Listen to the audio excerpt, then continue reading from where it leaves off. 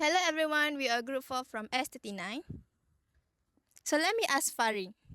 Hi Farin. Hi Nina. Okay Farin, have you ever heard about plants that consume insects before? No, I haven't heard about it. What is that? Okay, so today I'm going to introduce you to amazing tropical pitcher plants, or scientifically called nepenthes. These plants are unique because of their special tube-like shape. Pitcher plants are not like other green plants because they don't make their own food through photosynthesis. Instead, they catch and eat insects to get the nutrients they need. Pitcher plants are carnivorous since they have evolved special mechanisms that allow them to entice, capture, and digest insects and other prey, providing them with the nitrogen and phosphorus they need to grow and survive. There are more than 100 species of tropical pitcher plants found mostly in Southeast Asia, including Indonesia, Malaysia, and the Philippines, also found in India and Northern Australia. 35 nepenthes species are listed as vulnerable or endangered on the IUCN Red List, while 10 are listed as critically endangered. Nepenthes that are decreasing according to IUCN Red List are Nepenthes aristolosioides, Nepenthes sumatrana, and Nepenthes cassiana.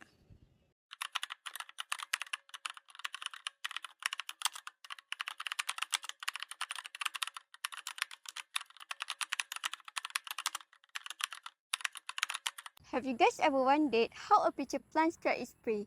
Pitcher plants strike their prey by using a specialized pitcher-shaped leaf that is filled with digestive liquid. The plant produces nectar around the rim of the pitcher to attract insects with its scent. The inside of the wall of the pitcher plant is often slippery.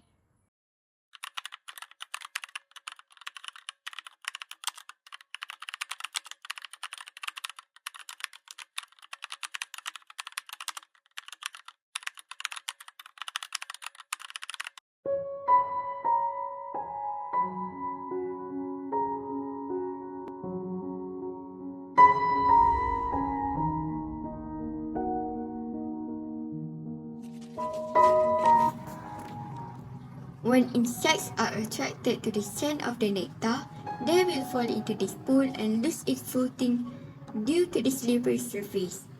Downward pointing hairs within the pitcher ensures that prey cannot crawl out. The insects eventually falls into the liquid at the bottom of the pitcher, where pitcher fluid that contains enzymes and other substances can break down the prey and allow the plant to absorb nutrients, particularly nitrogen and phosphorus, from its body to help this pitcher plant to grow up. Here is some examples of the prey. It can be ants, flies, wasps, bees, beetles, slugs, and snails.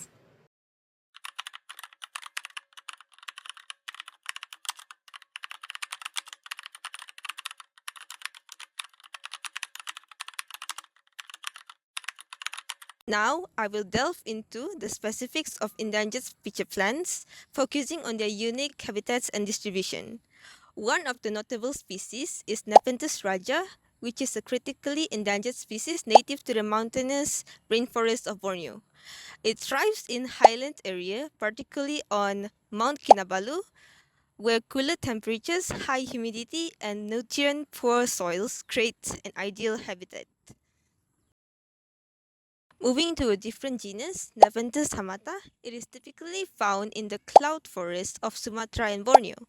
Like Nepenthes raja, it prefers moist, cool conditions and is adapted to thrive in rich biodiversity found in this unique ecosystem. In terms of distribution, the Nepenthes species, including Nepenthes raja and Nepenthes hamata, are primarily distributed in the tropical rainforest of Southeast Asia, with significant concentrations in Borneo and Sumatra.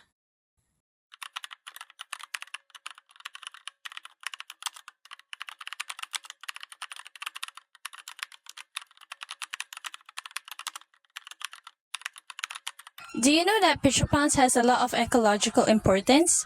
Firstly, pitcher plants are often found in nutrient deficient environments, such as bogs and marshes, where the soil lacks nutrients like nitrogen and phosphorus. By trapping and digesting insects, pitcher plants obtain the nutrients they need, helping them thrive in these harsh conditions.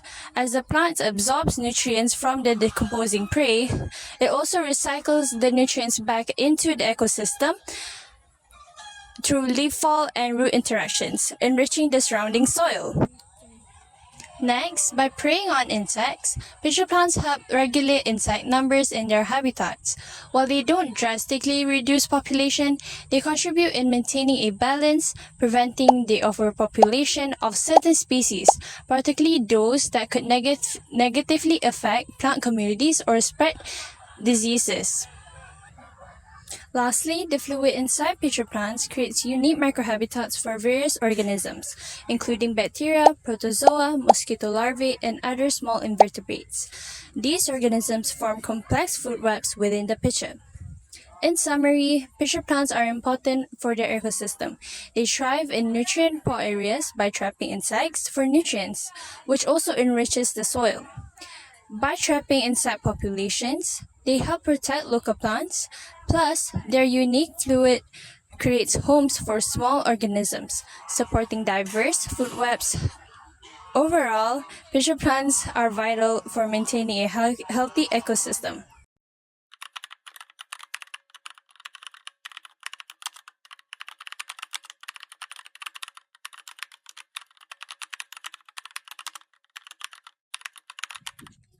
But sadly, these amazing pitcher plants are in trouble.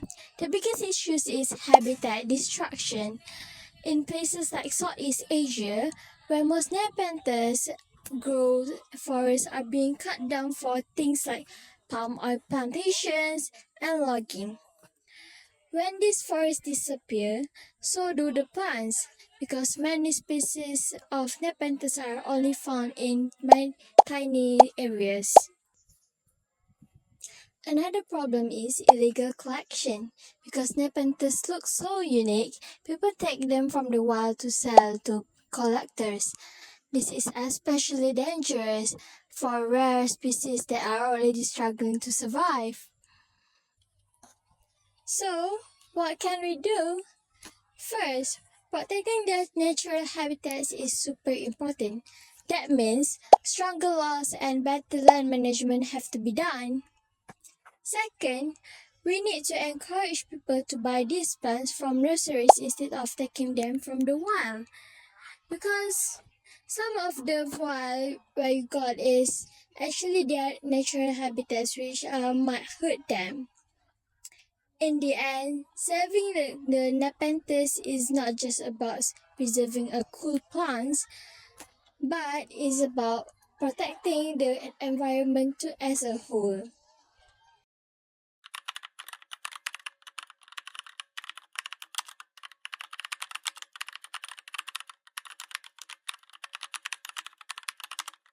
As a human being, taking care of nature is a part of our responsibility since we live on the same planet. We have to be aware that nature provides the air we breathe, water we drink, and the food we eat, as well as other essential resources we need to survive. Therefore, let's protect our nature together, especially endangered species, and live together with them.